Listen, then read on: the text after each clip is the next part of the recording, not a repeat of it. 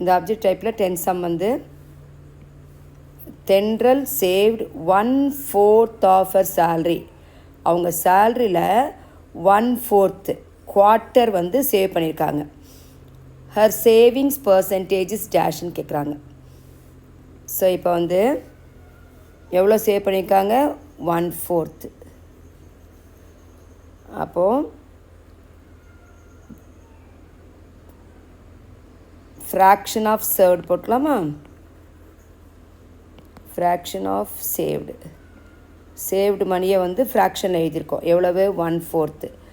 1/4 இதில் சேல்ரியில். இப்போ savings percentage கேட்குறாங்க, அவ்வளோதான். அப்போ இதை வந்து பர்சன்டேஜாக மாற்றிடுங்க.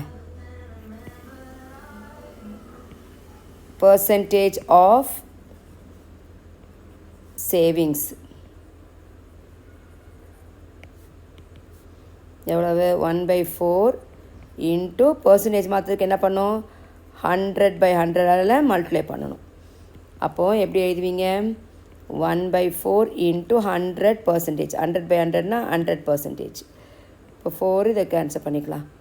25 4s are 100. Therefore 25%. So percentage of savings வந்து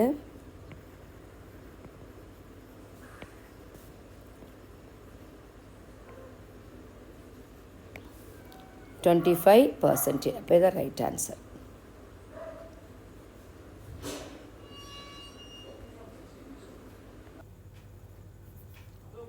some. Kavin scored 15 out of 25 in a test. ஒரு டெஸ்ட்டில் கவின் வந்து 25க்கு 15 மார்க்ஸ் வாங்கியிருக்காங்க. த பர்சன்டேஜ் ஆஃப் ஹிஸ் மார்க்ஸஸ், அப்படி வாங்கியிருந்தாங்கன்னா அவங்க வாங்கின மார்க்குடைய பர்சன்டேஜ் எவ்வளோன்னு கேட்குறாங்க. இப்போ பாருங்கள், ஃபஸ்ட்டு என்ன கொடுத்துருக்காங்க பாருங்கள். கவினுடைய மார்க் எழுதிடுவோம். கவின்ஸ் மார்க் எவ்வளவு? 25க்கு 15 மார்க்ஸ் வாங்கியிருக்காரு. அப்படின்னா இதனுடைய பர்சன்டேஜ் கேட்குறாங்க. அப்போது பர்சன்டேஜ் ஆஃப்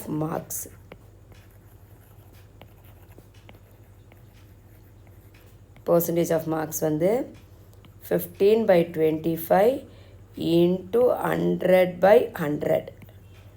அப்போது 15/25 இன்ட்டு 100/100 எவ்வளவு? 100%.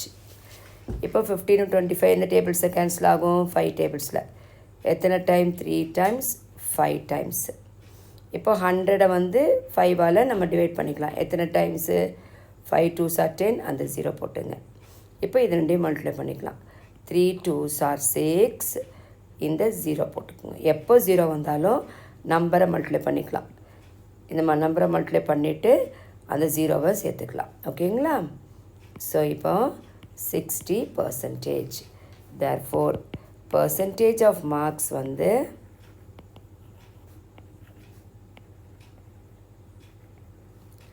25க்கு 15னா 100க்கு எவ்வளவு? 60%. இப்போ 12 சம். 0.07% இஸ் டேஷ்ன்னு கேட்குறாங்க. ஃப்ராக்ஷனில் எவ்வளோ வரும்னு. ஸோ ஃபஸ்ட்டு என்ன பண்ணுங்கள், இந்த 0.07% இது டெசிமல் இருக்குதுங்களா, இதை வந்து ஃபஸ்ட்டு ஃப்ராக்ஷனாக மாற்றுவோம். அப்போ பர்சன்டேஜ்னால் டினாமினேட்டில் 100, நியூமினேட்டில் அதே நம்பர் 0.07.